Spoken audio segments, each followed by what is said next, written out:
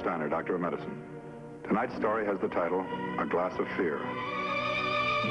Guardian of birth, healer of the sick, comforter of the aged.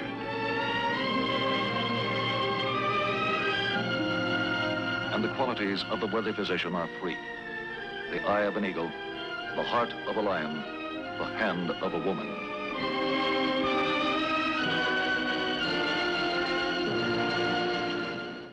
Our actual medical case history tonight concerns the field of mental health. The object in point, a newspaper cartoon. The case in point, the creator of that cartoon, Richard Hopper, age 38, married, no children.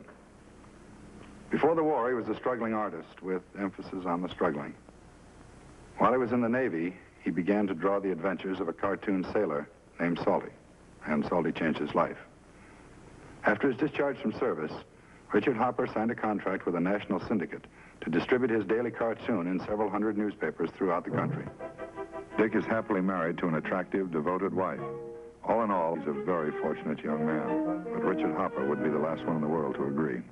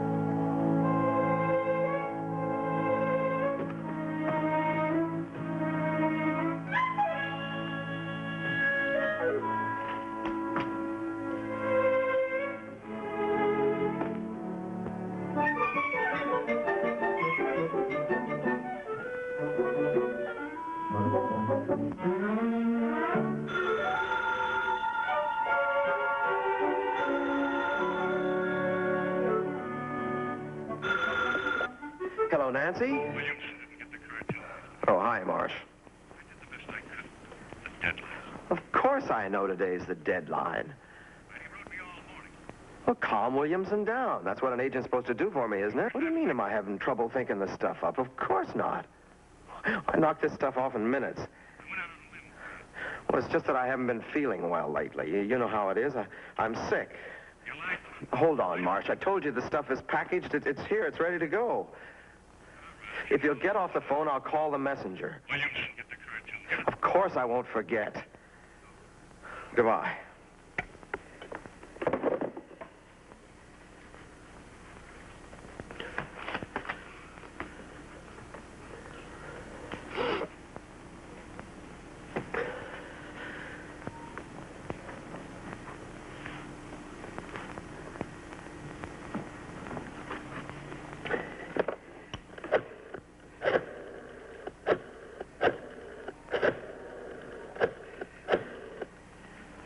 Hello, pharmacy? Who is this? This is Dick Hopper calling. Has my wife been in there this afternoon? She was going to pick up a couple of bottles of that Vitatonic for me. Oh, did he? Well, check, will you? Which is red? She left an hour ago. Well, thanks, Mr. Miller. Yes, it's nothing serious.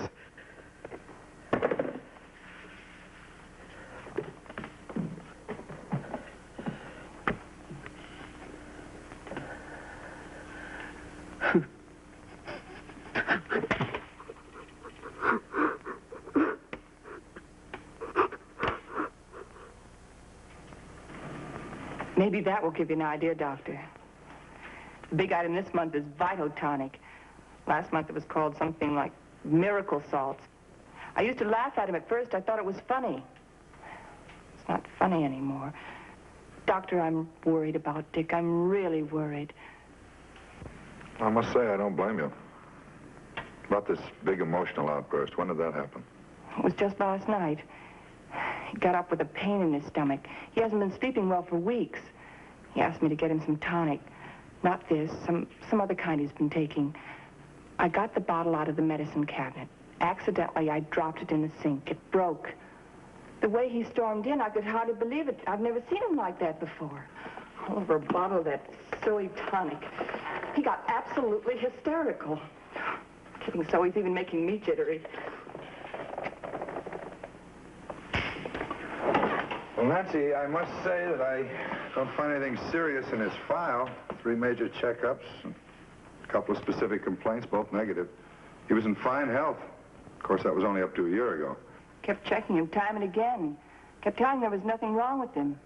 So now he's diagnosing himself. He picks his own diseases. Berger's disease, cancer, leukemia, heart trouble. The specialists all tell him that he's in perfect health, yet he keeps on complaining.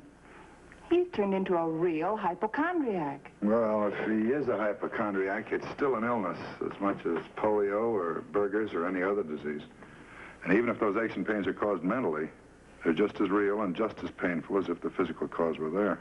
Well, these things are pretty complex, Nancy, and guessing is no way to approach them. But it sounds like Dick needs psychiatric help. I could never talk him into that. He won't listen to me. Doctor, I wonder if you'd drop by the apartment and talk to him. Dr. Steiner. Why should I talk to him?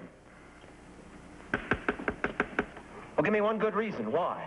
Dick, please listen to me. I'm through listening to you. I'm not going to see Dr. Steiner, and that's that. He doesn't know a thing about my case. I proved that months ago. He doesn't know a thing. Now, just forget it.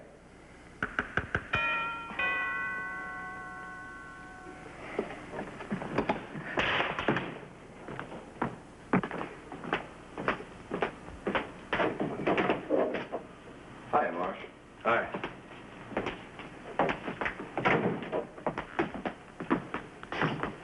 Williamson didn't get the cartoon yesterday afternoon.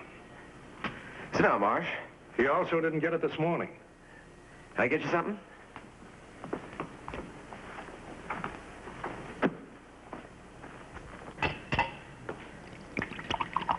It's rough. This helps a little, not much. You told me on the phone yesterday that you were finished.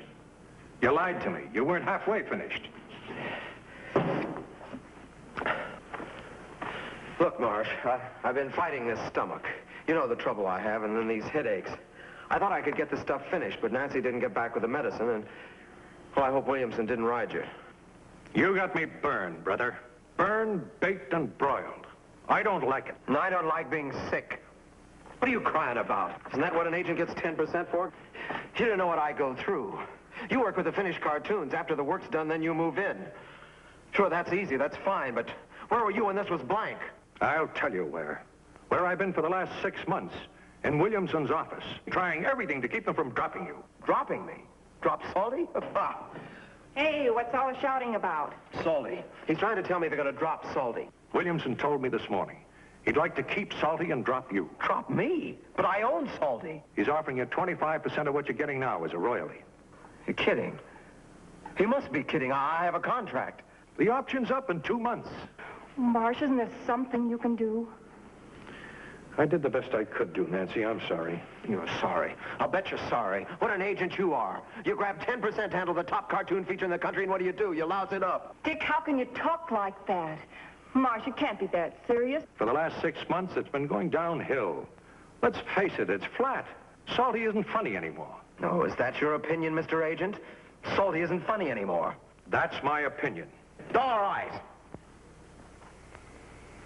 Naturally, you wouldn't want to handle a cartoon that's not funny. Okay. You're fired. Understand? You're out. Dick, please, take it easy. You don't mean that. That's all right, Nancy. If that's the way he wants it, it's fine with me. Goodbye, Nancy. Good luck. Thanks. I'll need luck the way you messed this up. Dropping Salty, offering me 25%. You're no talent parasite. Go on, get out. All right, get out. And stay out. Glad to be rid of you. Been riding me for years, making a living off me. I'm sick of it. I'm sick and tired of it. Sick and tired. Sick and tired.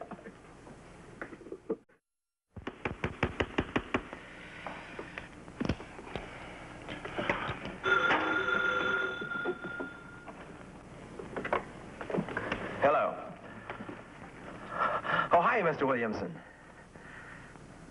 Yeah, Talman told you right. I'm handling Salty myself now.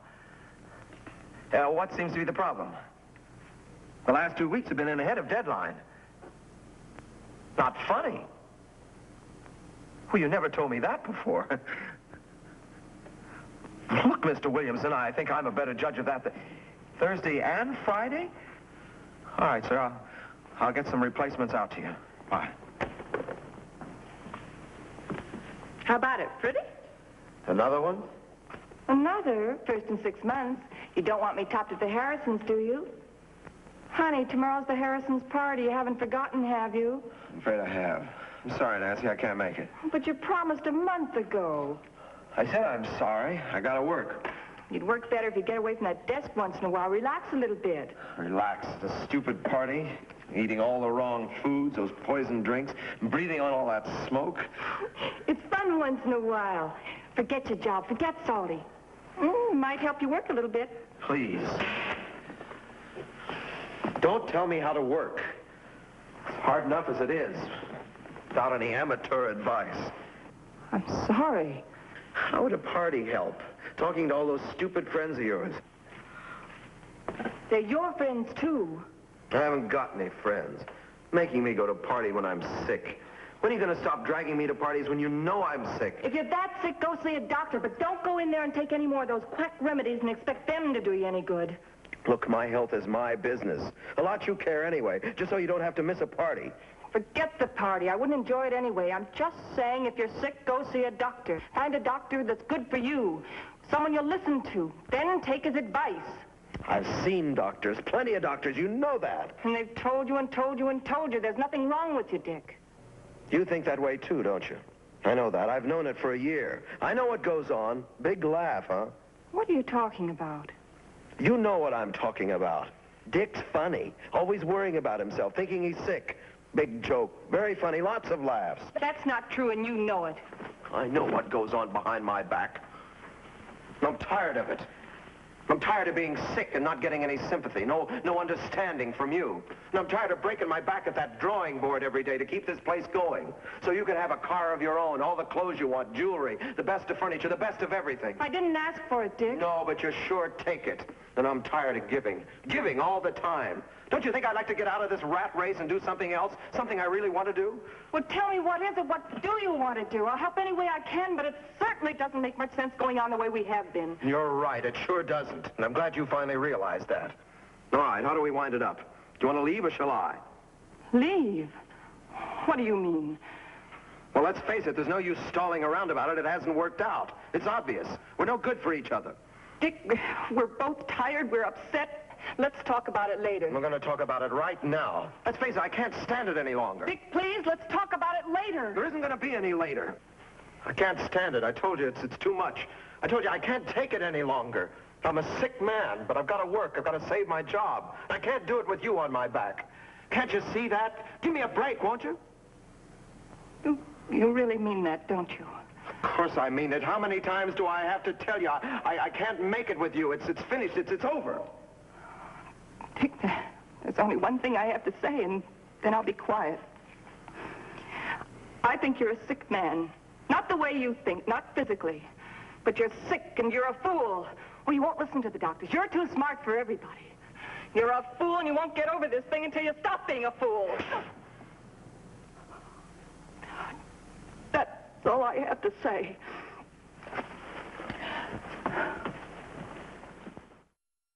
Nancy, you've been married for 8 years. That's a long time. 8 years. You don't just throw it away in a few minutes. It isn't just a few minutes. He's felt this way for a long time. He told me he's felt this way for years. Right now, I think he needs you more than anyone else. Oh, I couldn't go back. Not now. I can't explain it, Doctor, but it just wouldn't work. I know it's a lot to ask, Dr. Steiner, but would you try to see him? Try to help him. Do something for him.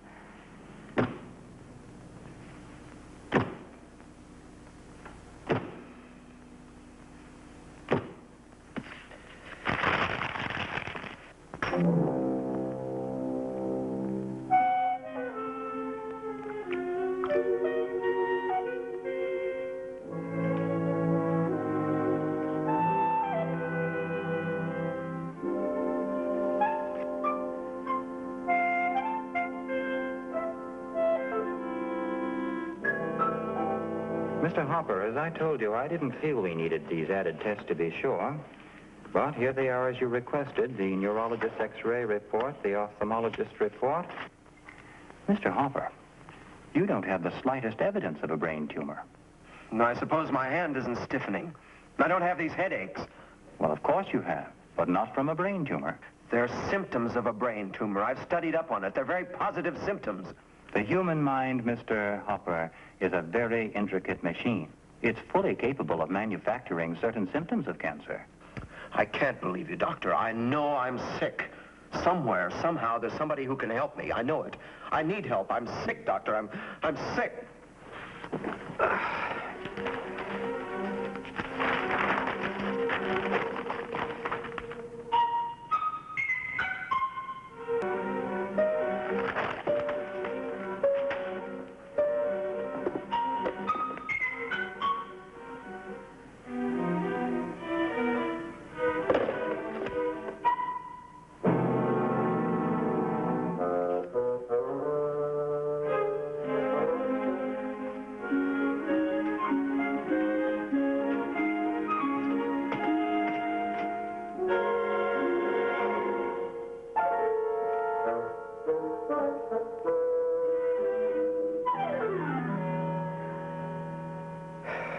The last thing I remember, last thing as I was going out, was I didn't want to die.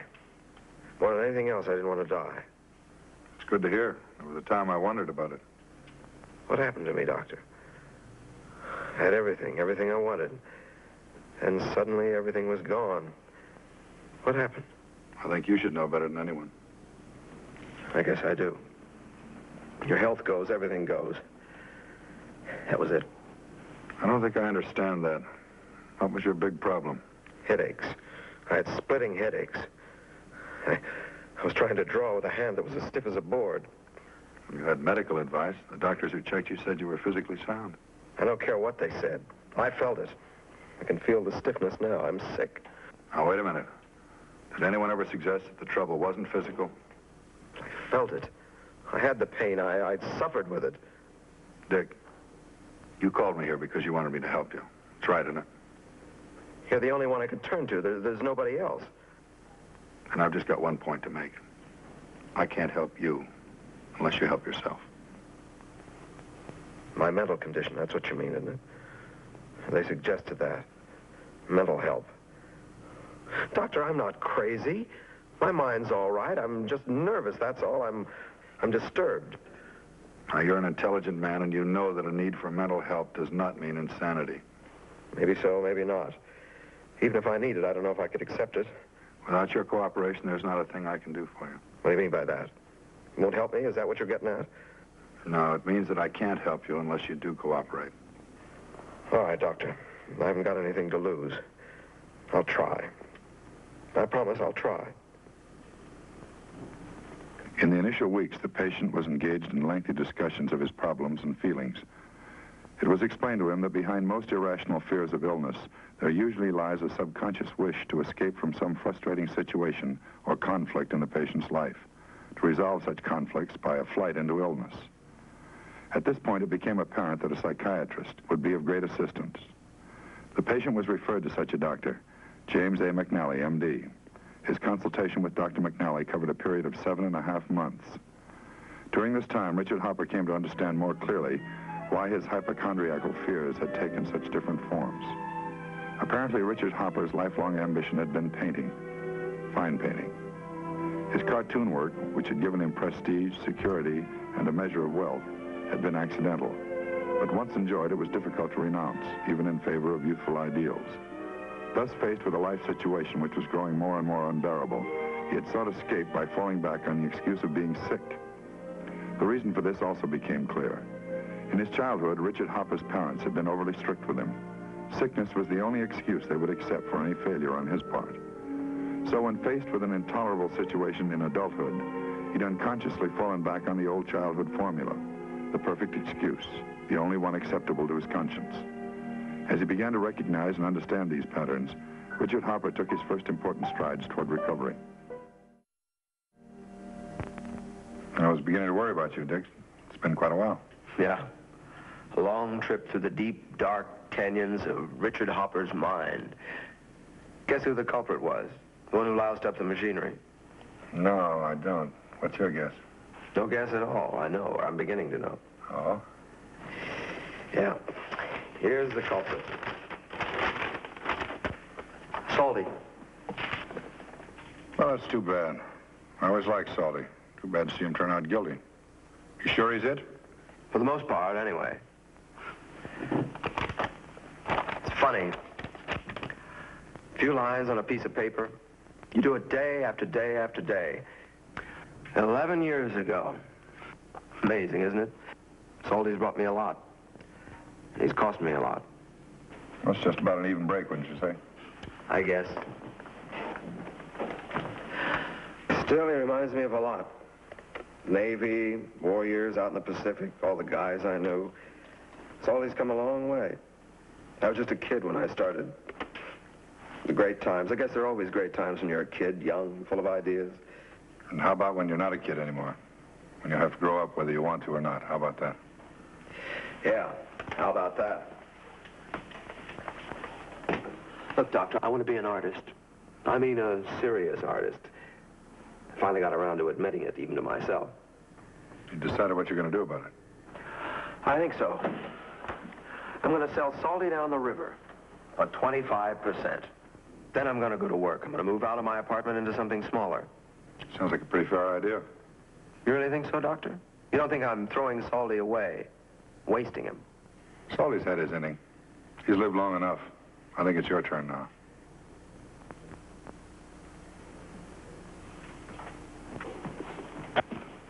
You said you wanted to get started by 4 to miss all the traffic. You're not even packed yet. I'll do it. You know, I'm glad I divorced Salty instead of you.